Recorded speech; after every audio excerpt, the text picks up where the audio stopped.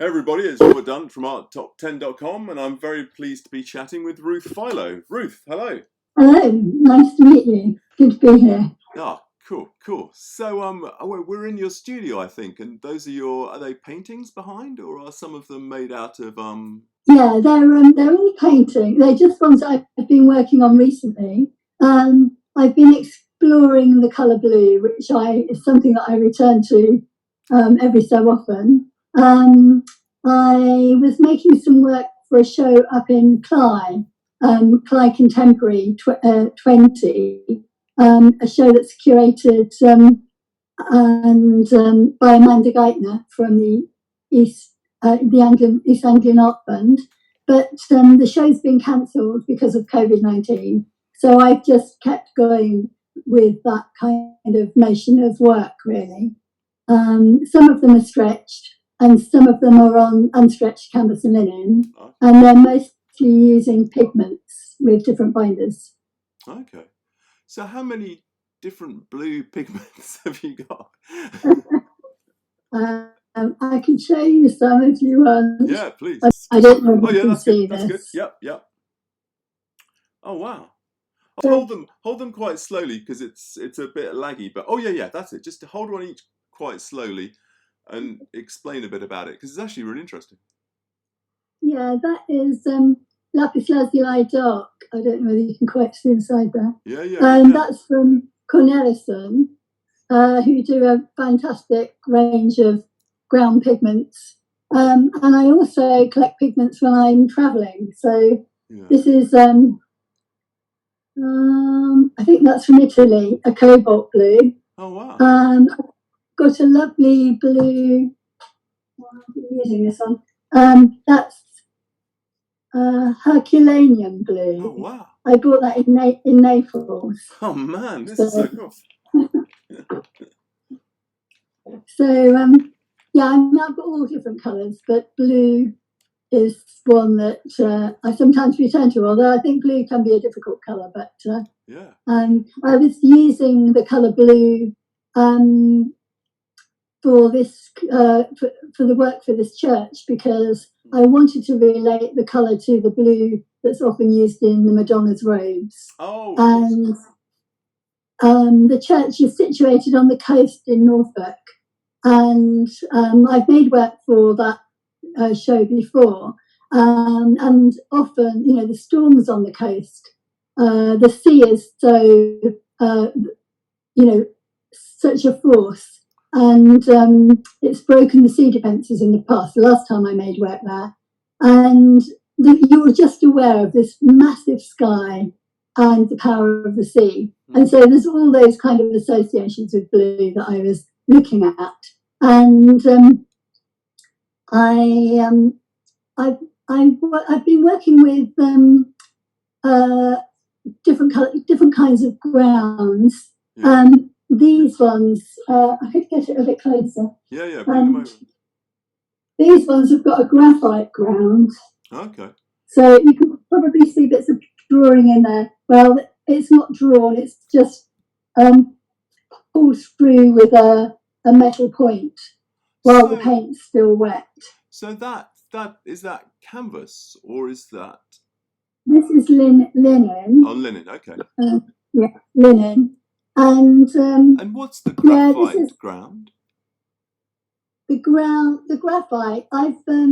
This is a graphite ground. This is acrylic actually, but I use oils and I use acrylics. I use different. I'm particularly interested in the media that you put in with the pigment or the paints. Okay. And this graphite ground is just with a glue, a PVA glue. Okay. Sometimes I put it in with gesso as well, so I get a black gesso. But that's what I was trying to understand. So the ground is actually like the colour of a pencil lead, is it? Yeah, that's right. It's very dark. Yeah. So then I'll work on the top, and I have to be quite quick. And I just reveal areas that are underneath. So I'll draw back through, or I'll let it dry, and then I'll sand it down. And so I work in quite thin layers and glazes. Okay. It's actually quite. So it kind of, Go on. it's kind of got a feeling of archaeology about it, that you're revealing something that's underneath. And I go through different series. Not all my work's the same, and but often that's something that comes through, the kind of revealing of the surfaces underneath, which I'm quite interested in, because you're not in control. You don't know what you're going to get, No, of course not. especially if you've got different kinds of colours underneath. Yeah. So when you make so you're almost kind of a bit of a crazy magician with the materials. You're sort of almost hoping for something strange to happen if you concoct enough different mediums and everything. Yeah. I mean, these, not so much happens with these because they're all blue, but I've got other paintings where I've just had some on Instagram, actually, in the artist support page. I just find you one because you'll see different colours then. Yeah, go for it. It's just a little one. Oh, cool. So this is oil and wax, but several layers worked up, and then sometimes they're scraped down, sometimes they're kind of melted down with turps. Right. That's quite cool. And this one's got kind of patterning and sanding in it. That's all that came from the seaside, really. Yeah. You know, that kind of faded East Coast seaside. And is this all still pigments? Is it all pigments, or do you use just paint from the tube as well? Yeah, no, I'm not a purist. Sometimes I use paints. Sometimes I'll put pigment in the paint. So I think painting is alchemy, really. That if there are any rules, they're mostly to be broken. And as long as the paint stays on the canvas, that's okay. Sometimes it doesn't, and then I have to alter what I do. But I quite like the idea of, I don't really have recipes, but I'm always fascinated by the idea of different recipes handed down. I did a degree originally in art history, and I did a medieval and Renaissance materials and techniques course. So it was, is that mine? I'll just turn it off. That's all right, don't worry. It was,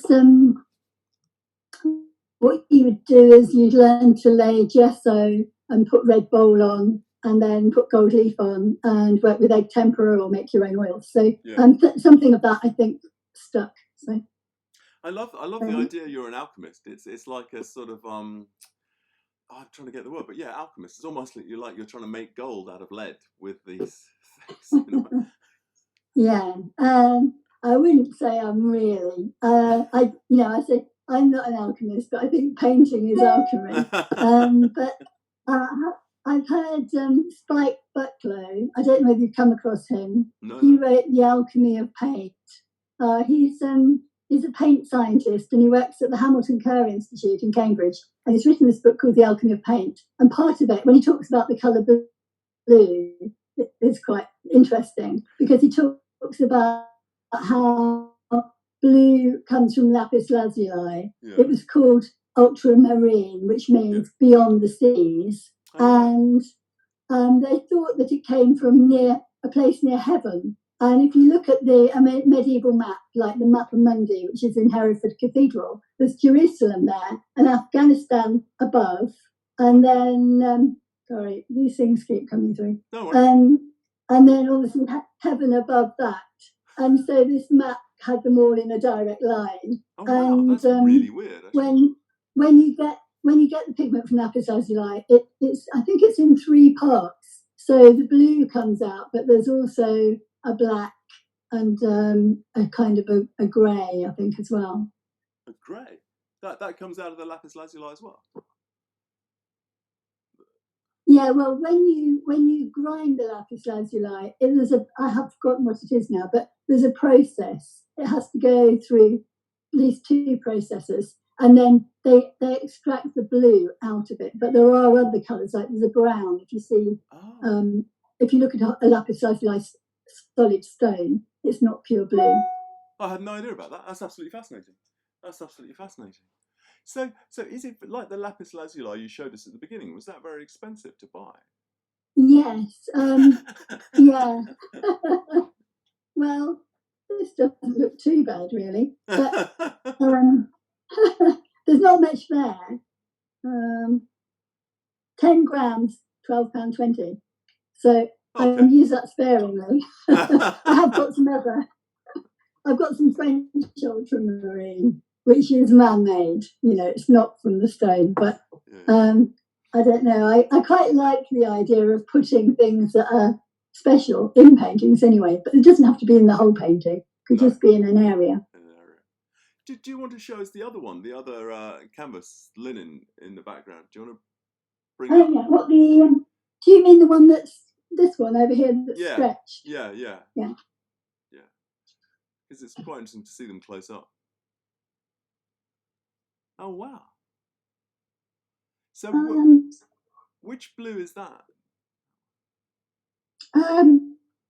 This is lapis lazuli, but with a lot of white in it. Okay, it's quite maybe it's just a screen. It's quite a strange blue. It's quite a grey blue in a way, is it? Yes, yeah. Well, you've got this grey that's underneath it, so it's going to influence it. You've got the black, and the call that I was working towards was nowhere, and so I was just thinking about things disappearing and reappearing, you know, and the transience of things, and how you can.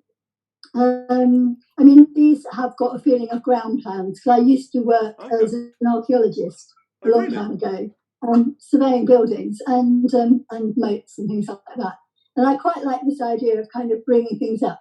They're not measured, they're not proper drawings, they're just random things that come out of my head. And I barely use a ruler because the paint is so tacky. So they're kind of quite immediate, although they might look as if they're being thought about. They haven't really. They just happen. They gradually happen. That's really interesting, actually. It's quite an extraordinary.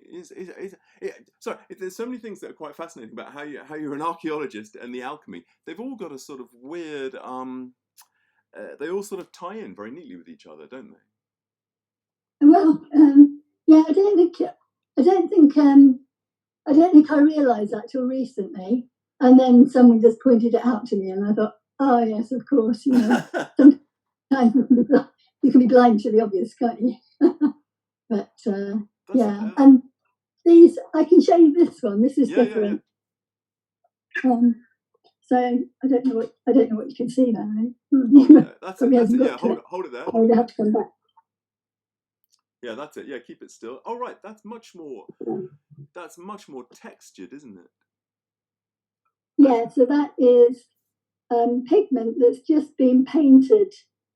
I'll put it back on the stand and I'll show you some little ones. Yeah, sure. Oh, show us those little ones on the. Can you show us the little ones? Yeah, the strips. I can pull them up. Yeah.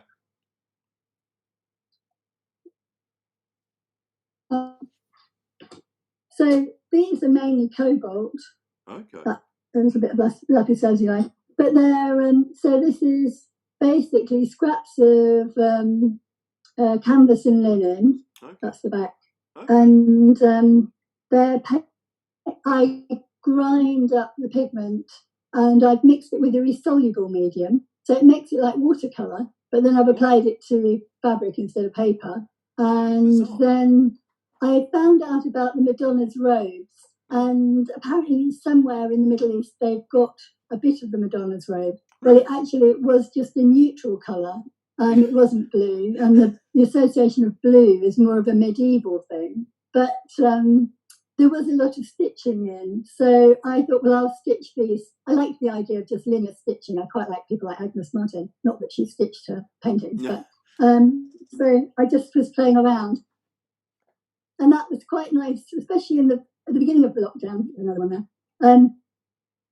So I'd come up here and work on the fabrics with the pigment and grind the pigment and put it on, and it would be saturating the cloth. Yeah. And then when they were dry, I've got a kitchen which was an old shop, so I've been sitting there with my sewing machine, stitching them together.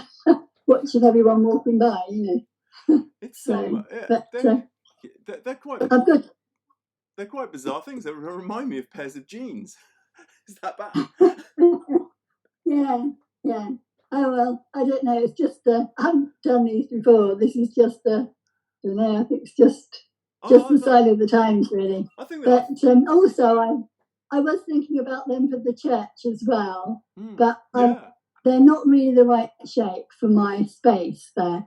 But I have got an exhibition. I'm part of a group show that's actually opening a week on Saturday. So some of them are going to get. Oh, they're already there. I don't know what will get put up, but hopefully one or two of them. Yeah. I think they're really interesting. I like the it's amazing how that the colours go on to those pieces of fabric, isn't it? They really sort of. Yeah, they're very vibrant, and it's very much on the surface. So it's not like dye; it's paint, but it's it doesn't have like.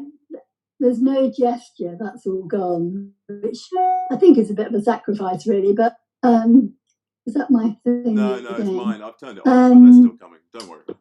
Oh, it's yours, right? Okay, that's good. Yeah, so I just regard it as, painting for me is an exploration. You never know what you're going to get. The fun of it is, keeping on the journey. I don't tend to stick too long. Yeah, I do series. I work in series. I work in series until something else comes along, really. But I don't keep doing the same thing forever, if you know what I mean. Yeah. No, exactly. It would get boring. It's so you wouldn't be able to just show us how you actually take that pigment and put something into it to use it, would you? Yeah, I could do.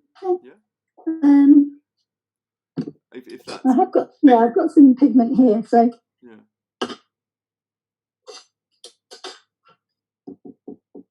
I don't know whether you can see. Oh yeah. Yeah, so I've got a slab here. It's got a ground texture on it, and I've got a Muller, and basically I'll just have to put this down while I put the oil on. Yeah, sure. Yeah. Sorry, you're looking at the ceiling. Don't worry, it's good. It's good. It's got a slightly surreal, abstract painting moment. Don't know, now I'm getting more sticky. Oh wow, that is so cool. Man, I can see why you love just doing grind that. it.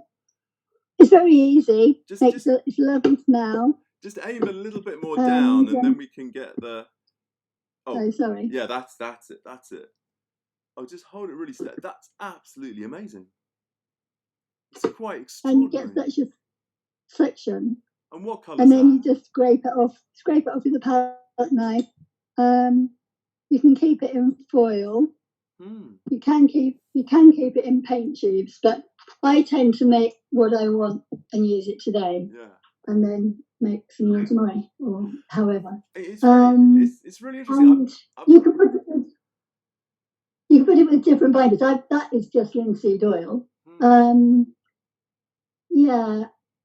The insoluble medium that I've been using is a Lascar.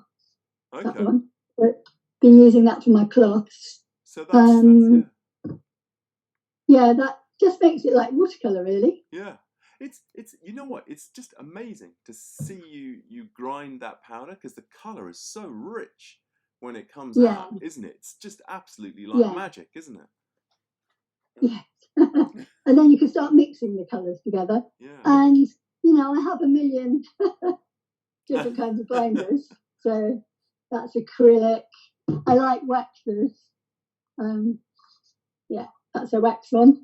That's an acrylic wax one. Yeah. I've got some other wax ones that I use with oil. So, my main problem is writing down what I've done. Because, I forget. And I did do a whole series with distemper, rabbit skin glue. Oh, man. And then I couldn't tell which ones were which. And I tried to put some acrylic on and it all fell off. It all fell off, yeah. Yeah. It's funny because I do that. I mix up all these different colours in jars, and then sometimes I try and write on them what they are and what's in them, and then you forget, don't you? And then they'll dry Yeah, out, you you throw them definitely. away, You think and you're then. going to know, don't you? But you just don't know. But I think it ruins the excitement if you know too much of what's in them. Yeah, well, sometimes I just think I should stick to the same thing. I think I perhaps waste a bit too much of my time chasing the magic medium and experimenting. But no, But I still like. I love the alchemist quality of it, of the experimentation, and yeah, yeah, I think it's an extraordinary thing. So do you have a favourite blue? I don't really. I don't really have a favourite colour. Well, I do. I mean, I really like All right. pinks, but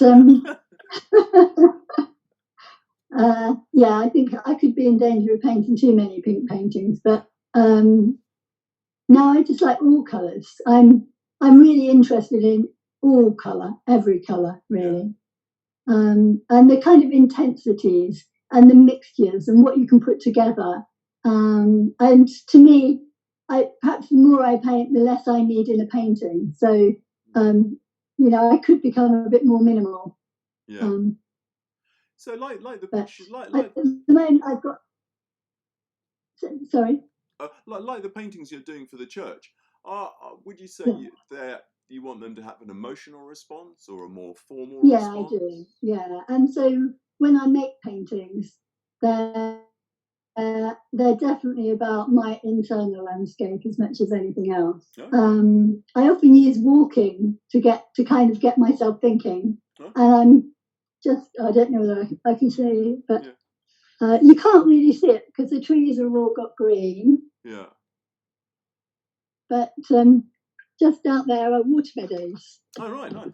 So you can spend hours, you can walk for miles on the water meadows. So I like that pace of walking, the pace of thinking, and then the pace of painting isn't that different really. Yeah. And then your internal landscape mixes with your external landscape, I think, and your ideas. What you're thinking about. Yeah. So do you have any favourite artists colorist artists? Yeah, well, Rothko, obviously. Obviously, yeah. Yeah, I mean, there's lots of painters that I like, Frankenthaler, Bryce Marden, Robert Ryman. What he did with white is quite amazing, isn't it? John Surier, I like. He often uses distemper, so I think he kind of pushed me a little bit that way. Simon Callery, I like his sculptural works and the way he uses intense flat colour. Yeah. I mean, I do. I like lots of artists, but at the end of the day, when you're in the studio, you have to make them all go away and do your own thing. Yeah. I think. So Philip Guston. Yeah. Oh, yeah. He's quite different, I suppose. Have you got any more of the smaller, more colour, the paintings with more colours in them? Yeah, I took a few out so I could show you different kind of ways that I work. Yeah, let's see. Let's see.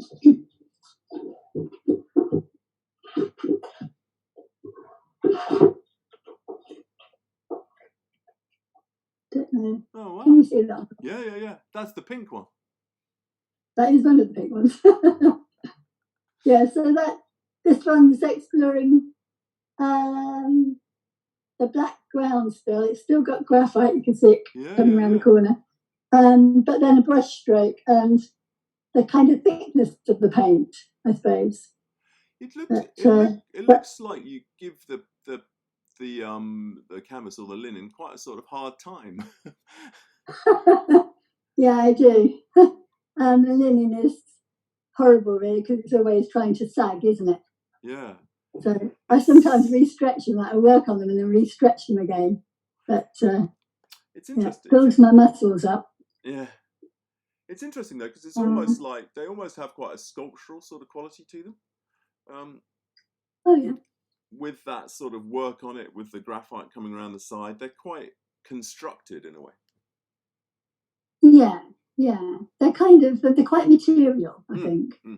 And that's what fascinates me about painting, because I just think, well, it's a piece of cloth with some pigment and some oil daubed on the top, and how it holds our gaze still, you know. Yeah. And I think it holds it even more at the moment, because I think we've gone through that technological phase, and everyone's returning to what you can do using your own hands. I've got a white one here. Oh yeah. Oh wow. That's white, but it's got other colours in it as well. Yeah.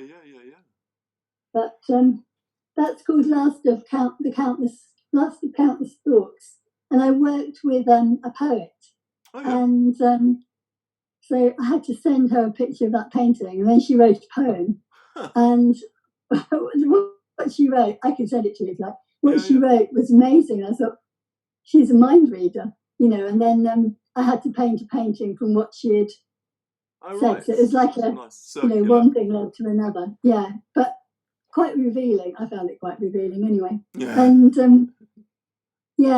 I've read a bit about well, it's an idea of the unthought known. It's by a psychoanalyst called Christopher Bollas. I don't know if you've come across him. No. But this is this idea that you know things in your body, but you can't verbalize them until you talk to someone else. So it's in discussing something with someone else, or through that connection, you reveal the things that you perhaps knew all along in your bones, but you couldn't verbalize them. And I think that's what happened with her and her poem from the painting. So I'm interested in that kind of layering of emotion and the emotional resonance of colour, of surface, of objects, of paintings, and there's those memories.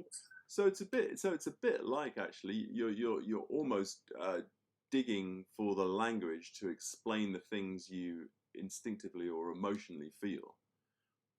Yeah, I think so. Yeah, that's true. Yeah. I haven't thought of it like that, but which of course goes back to the archaeology. Yeah, it sounds a bit too neat, doesn't it? But I think it's the vastness that there's so much in life. I do transcendental meditation, and so there's different levels of consciousness, and I don't know. You can be here for ages before you begin to tap in to all these different things. You could live your life on the surface, with what you see. But I'm quite interested in all the other layers as well, and how things seep through, I suppose. A bit like like reading a poem. Sometimes you get in a poem a whole emotion, and if you look at the words, it's not that it's something. It's like it's not just 3 words. It's what those words together do, that they provide something more, a bigger notion. Yeah. No, I totally agree. I mean, sometimes you can read a poem and you can analyze it. I mean, I remember at school we were analyzing a poem, and yet by analyzing it too specifically for the words, you missed the point, because the actual point of it was more actually to do with the rhythm and the sound of the words. So it's hard. Yeah, and I think it's the same with painting. Like, one thing I used to teach for 25 years, and people would always think that you had to be told how to understand a painting, which I completely disagree with. And so one of the things I find really annoying is I go to one of these blockbuster exhibitions, and there's all these people with their headphones on, standing in front of the painting that you want to look at, looking at their feet. And I'm thinking, just go round and let the paintings speak to you themselves. They're speaking to you, each of us differently. It's what we bring to them, as much as it's a transaction, isn't it? Exactly. I mean, one of the reasons I started the Art Top 10 thing in the first place was I knew a lot of different people from different backgrounds. Some of them were sort of uber educated, to the highest echelons of Oxford sort of stuff. And some weren't. And the odd thing was, they all said to me the same thing, which was, I don't know what to say about a painting. I feel there's a hidden agenda. And I thought it was quite interesting, because I thought it doesn't really matter. It's just what you want to say about it. It's not, there's nothing secret. It's just no. how it affects you. Yeah, I mean, there are other things that you can bring to a painting. So, if say you're looking at medieval or Renaissance paintings, you can get Hall's dictionary of symbols and whatever it is, and and for the pre-Raphaelites as well. There are a lot of messages in there, but you'll probably get those anyway. You might get a little bit more of a layer of information on the top. More, it's really history that you're getting, or possibly, going back to the classics and those stories that people retell. Exactly. It's a weird thing. And the other thing I wanted to do with Art Top 10 was not make it too complicated, so you're just having a normal conversation, so it wasn't highfalutin sort of technical things, which I think hopefully makes it more accessible to people. But it was interesting what you say about the meditation, because the flat single color you use does have a kind of meditative sort of quality to it, I think. Yeah, I kind of I haven't got an answer for this, but I've kind of been asking myself recently, why do I make paintings, and what are they for? And I think I make them because I enjoy the experience of, well, it's a struggle, it's revealing, it's time-based, it's interesting. And then when you've made them, well, for me, you have to be able to live with them. So, if I don't like them, they don't go out. And sometimes what I do tend to do is I tend to put more in, so there will be more gesture and other things, but that will all get covered over or wiped down. So as well as the revealing, there's the covering up. Okay.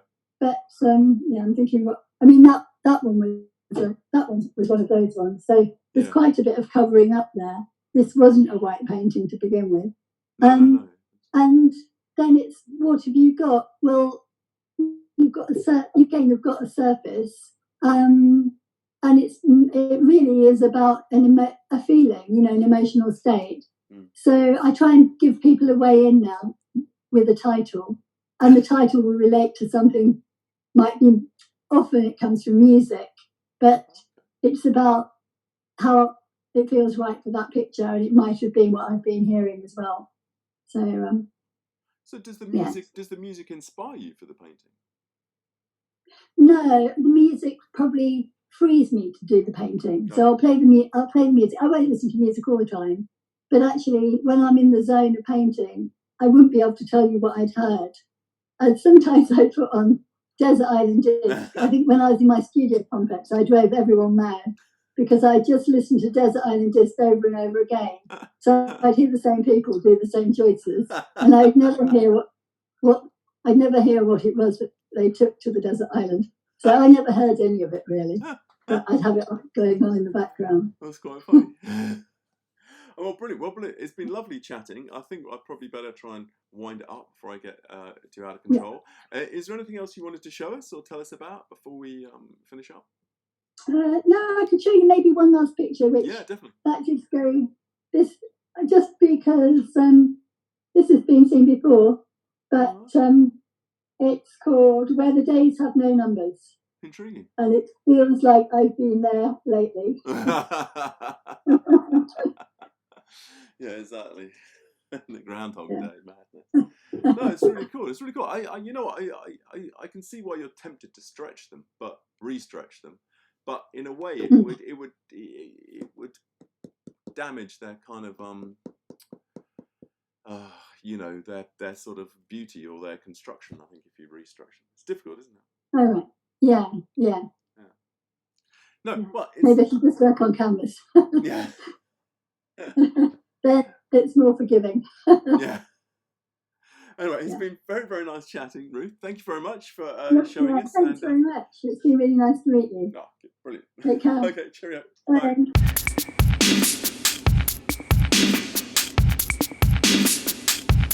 Bomba